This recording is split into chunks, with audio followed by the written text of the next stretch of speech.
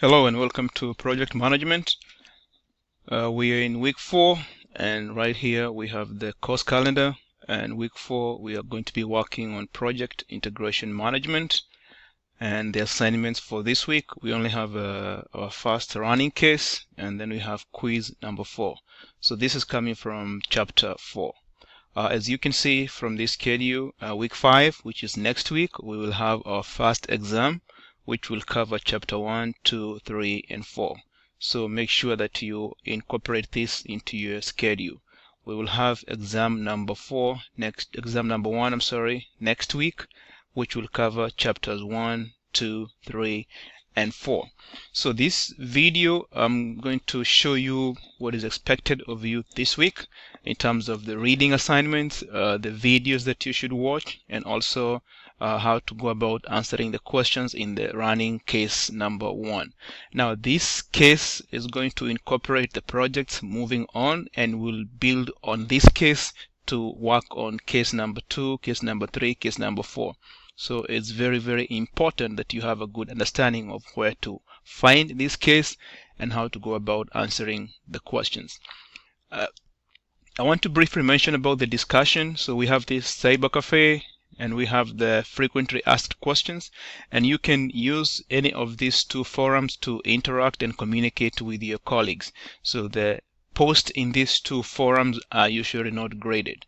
If you want to form a discussion group, you can use the Cyber Cafe. If you have any question that you want answered, you can post it in the frequently asked question. And like I said, usually I'll give your colleagues a few minutes to see whether they can answer the question. And if I see there is a question that is hanging out there with no response, I will come back and respond. But what I found mostly is most of the questions that I'll ask by students, most of the students also might have an answer to that. So I give you that opportunity to respond to your colleagues' questions. So make use of these two forums. They are meant to give you that brick and mortar class interaction, which usually might be absent in an online class. Okay, so moving on, we are in week 4. And like I mentioned, we'll be working on what you call the project integration management. And I hope that you have been able to come across this section in your notes, which is the PowerPoints from chapter 4. And basically we're talking about the project integration management, and this is a summary. And there are 5 processes. We have what you're calling the initiating, the planning, the executing, the monitoring and controlling, and then the closing. And this is actually in reference to what you worked on last week on the discussion forum. The question on the discussion forum was asking you what are some of the challenges that you face in the project management process groups, and some of you gave very well detailed posts and also very well detailed responses. Please review the responses that I gave in your discussions, because I mentioned that some of you are just congratulating your colleagues for the post, or you're asking them questions in the post. Now usually if you ask a question, there is a very high chance that you're not going to get an answer. So that's why I'm saying if you are responding to a discussion, make sure that your response is substantive, so it's at least contributing to the discussion. So what you can do is you can give a different view of the presentation or what your colleague has said, instead of just rehashing and say, I completely agree with what you said, or yes, I see what you're talking about. So make sure that at least you are adding to the discussion, and that's why some of you might be missing some points. Also, please make sure that you are responding on time. I've always encouraged you to make sure that by Thursday you have posted your discussion, and that will give you and also your colleagues time. You have Friday and Saturday to at least read the original post and then respond. So don't wait until Saturday night to be posting and try to respond. Usually that's how also some of you end up losing some point. So back to this week's lesson, we will be talking about the project integration management, and we have those 5 processes, and the key thing is you have to be aware of what you're calling the output. So each of these process group has an output, and for the initiating we have what you're calling the project charter. So this is an official document that the project manager has to receive before he can start work on the project.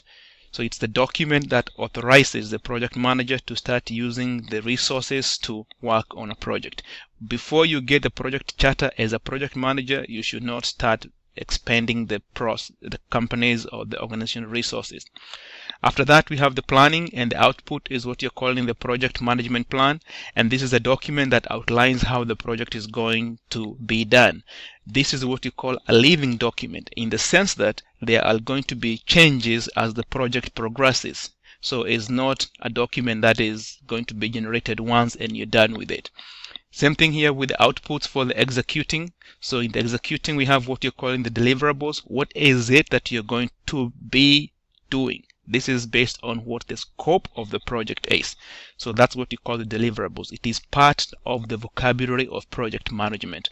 And then we have what you're calling the work performance data. So you're going to be generating some data that is going to be showing how the project is progressing. So that's going to be showing how much money is being spent, that is budget, the time that is taking, that is the schedule, whether you are ahead of schedule, behind the schedule. And then you also have what you're calling the change request. Remember, as the project progresses, you might encounter some situations that might lead you to decide that you're going to have some changes. Like for instance, let's say you're building a house and you're using timber, and then you realize that there is a storm that has hit, let's say, Florida. So that means that if there's all those houses that have been damaged, there's going to be a high demand in timber. So what that means is that based on where you're getting your timber from, there might be a shortage. And if there is a shortage of timber, that means that the prices might go up. So what does that mean? You have to go back to your project management plan and then make some changes that might impact the cost. Because if the prices of timber went high, then it means that you're going to have to spend more. So that will mean that you have to make some changes. And then these changes that you make, you have to share them with the stakeholders to make sure that the customer or the client agrees with the changes. So that will also lead to what you're calling the project management plan update. So you have to update your project management. And then, of course, you have what you're calling the project documents. You have to update that also. So that's going to be part of executing. When you're working on the project, you're going to be having all these outputs and you have to be making some updates. In terms of the monitoring and controlling, we have the change request. So from these changes, you have to make some change request, because anytime that you are changing the trajectory of the project, it has to be done in an official way. You can't just decide as the project manager that I'm going to cut 20% on the budget. No, that has to follow a process. And that's where we have what you're calling this change request. And then, of course, you have what you're calling the project management updates as part of the output in the monitoring and controlling. And then also the project document updates. The monitoring and controlling actually has two processes. So we have the monitor and control, and then you have the perform integrated change control. So once you have come up with these changes and you have gone through what you call the change control board, if they approve those changes, then you have to follow a formal procedure for approving the changes and then making these changes. And then you have to generate what you're calling a change log. So this is a document that will be showing all the changes that have been done in the project, and they need to be documented so that when time comes for you to deliver the project, you will be able to show the customer that this is what we started with and this is where we are, and that's why if there are any discrepancies, if there are any changes, everything is documented. There is no surprises. The last stage is what you're calling the closing. So this is where you close the project, all the phase of the project, and the outputs are the final product. This is the final deliverable. Or if it's a service, you're changing the process in an organization, or whatever the result it is, that was the final deliverable. And then you have what you're calling the organizational process assets updates. So this might be like, for instance, the knowledge that you have gained from performing that project. That knowledge, that experience should be documented so that if you're working on another project in the future, you might be able to tap into that knowledge or that experience and use it. If you have any contacts for your stakeholders or your other employees that you're working with, you need to document that. So that's going to be part of what you're calling the organizational process assets. Okay. So basically this is the heart of chapter 4. And another way that you can look at this is if you have this document here. So this shows you the five process groups, and if you scroll down, you'll be able to have what you're calling the knowledge areas. So the knowledge areas. So if you remember, when we gave the definition of project management, we said that the project management is the application of knowledge, skills, tools, and techniques to project activities to meet the project requirements. And then you're talking about the triple constraint. But the key here is the knowledge. So from here, we talk about the 10 knowledge areas. The 10 knowledge areas. 1, 2, 3, 4, 5, 6, 7, 8. At risk is 8, 9, 10. So these are the 10 knowledge areas. Application of knowledge and skills, 10 knowledge areas. The first one that you're working on this week is the project integration. And the project integration has 5 processes. So we have the initiating process, develop the project charter. Then you have under the planning, develop the project management plan. Under the executing, we have direct and manage the project. And then the manage the project knowledge. And under the monitoring, we have monitoring and control, and perform, integrate the change control. And then under the closing, close the project or the phase. So these are the same concept that we are talking about in this slide.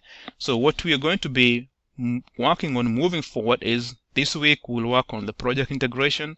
Then after the exam next week, we'll work on the scope. And then we got the schedule, we got the project cost management, all the way to the project stakeholder management. And what you find is that some of these knowledge areas have processes, others don't have. Like for instance, when we talk about the project scope management, we don't have any processes under the initiating process group.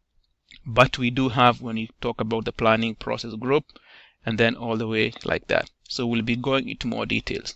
Now, if you're preparing for the CAPM exam or even the PMP exam, you need to have a good grasp of these tables. You need to know what are the 5 process group, what are the 10 knowledge areas, and then map the knowledge areas with the corresponding process group. So for instance, you need to know under the project cost management that we have the planning cost management, estimating cost, and then determining the budget. And then we'll of course go into more details about what does it mean when we talk about estimating the cost. What are some of the techniques that you're going to be using to help us to estimate the cost of the project? So that is knowledge that you need to have for the CAPM exam, and we are going to be covering that as we move on. So moving on, there are a few other concepts that you should be familiar with. What we call the strategic planning is very, very important, because we have said that anytime that a company is engaging in a project, they need to make sure that that project conforms to the strategy of the organization. So one of the ways that you can determine the strategy of the organization is by doing what you call the SWOT analysis. So know about how to go about doing that. You look at the strengths, the weaknesses, the opportunities, and the threats of the organization. And you can use one of the tools. So we said project management is the application of knowledge, skills, tools, and technique. So Mind Map is one of the tools that you can use to help you in working on a project by determining what are the strengths or the weaknesses of the organization. And then you'll see how that project will help you to meet that need or that desire in the organization. So go through these slides, and most of the information that is contained here, like for instance the financial analysis, how do you go about determining which projects are viable, this is available through the videos. Now there is this information right here that helps you to explain what you call the time value of money, the future value, and the present value. And this is one of the concepts that you can use to determine if you are going to engage in a project. So the concept of the future value of money simply says that $1 today is worth more than $1 tomorrow. And that is why if you have a credit card and you have a bill, and that bill is due, for instance, on the 30th, if you don't pay that bill on the 30th, the credit card company charges you a fee. Why do they do that?